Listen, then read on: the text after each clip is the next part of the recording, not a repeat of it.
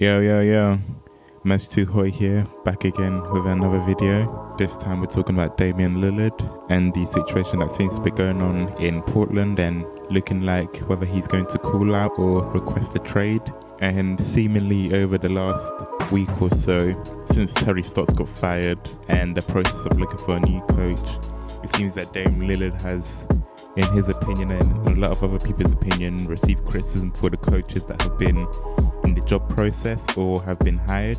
So with rumours first coming out of him reportedly wanting Jason Kidd as the coach of the Trailblazers, he did receive a lot of criticism for the past that Kidd has been involved in and domestic issues that Kidd was involved in, relationships in the past, and that seemed to be something that was an issue with a lot of people. And then come along with the fact that now Chauncey Billups has been hired as the coach of the Trailblazers. Myself, Lillard, and a lot of people didn't know of issues that Billups was involved in 9-7 regarding a assault issue and being criticized on that. Lillard seemed to be pretty emotional and pretty responsive on Twitter based on the fact that people did seem to give him a lot of the blame for the fact that Billups was hired based on his past. And with that, it seems that Lillard has been upset with a lot of the fan base in Portland and the fan base of people in general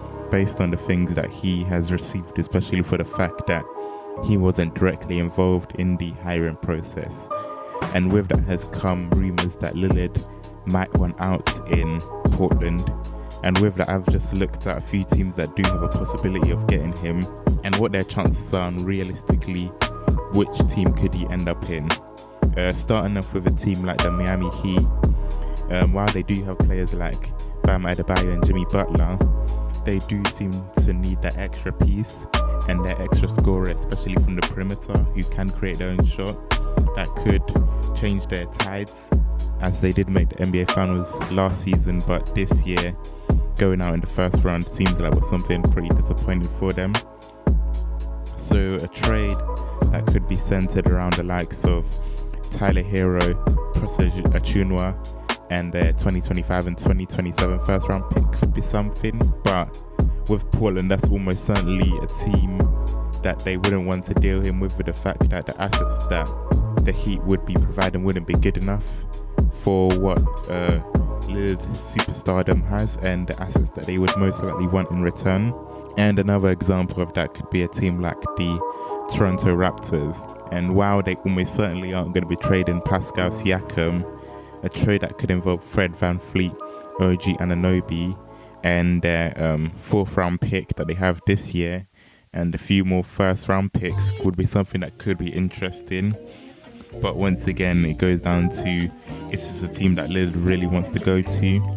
And then with the Raptors, as they are based in Canada, would Lillard want to play in that region, especially with the trouble that comes with family and pay and all that sort of thing?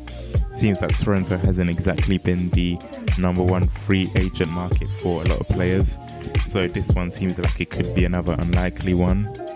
Another one that people have looked at is the New York Knicks, and with a team like the Knicks, they had a great off season this year, and it seems that the stigma that has come with the team previously in the past is slowly starting to fade away.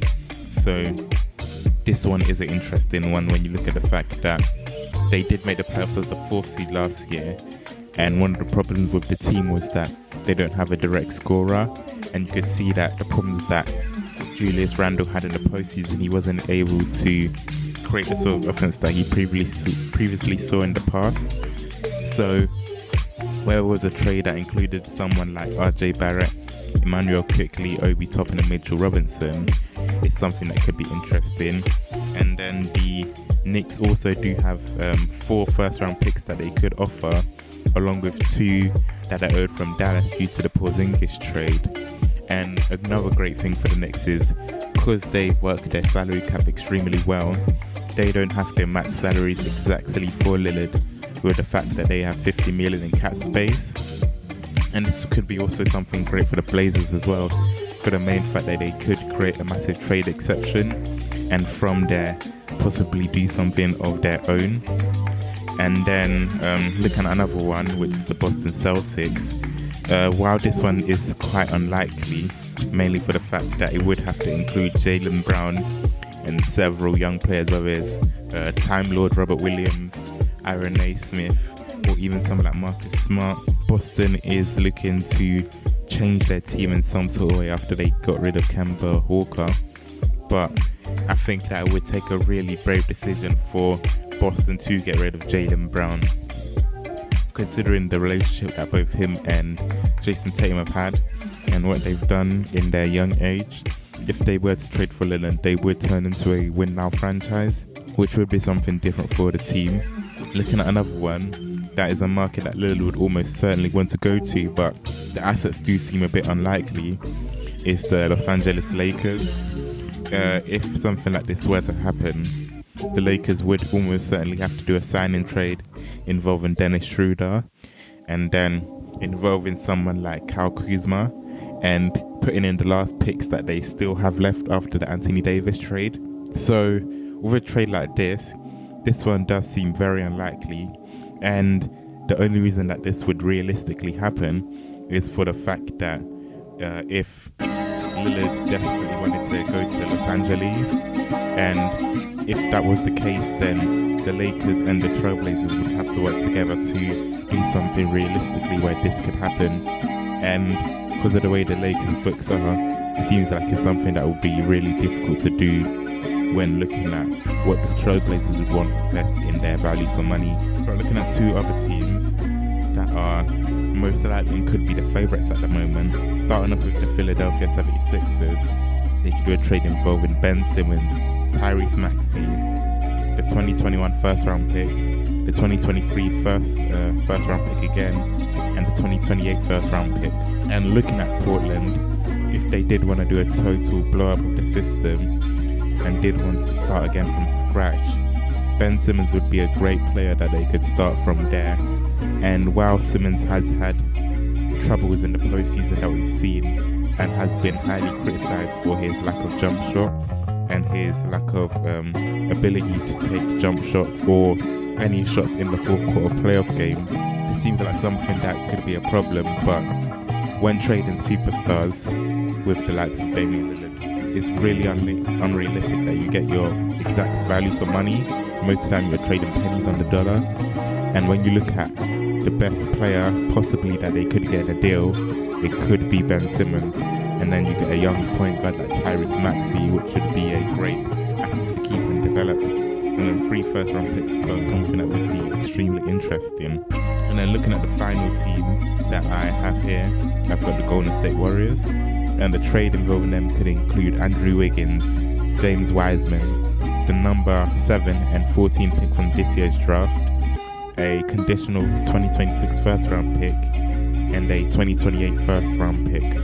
And looking at the Golden State Warriors, this one is almost a smoke show in the fact that if Lillard was to come to Golden State, it's really difficult to see how he would be played, with the fact that you both have point guards like Steph Curry and then you have a shooting guard like Klay Thompson. It may have to mean that Klay Thompson would move to the 3 and play at small forward, and then it would be up to Curry and Lillard to decide who would be the off-ball player, with most likely being Dame.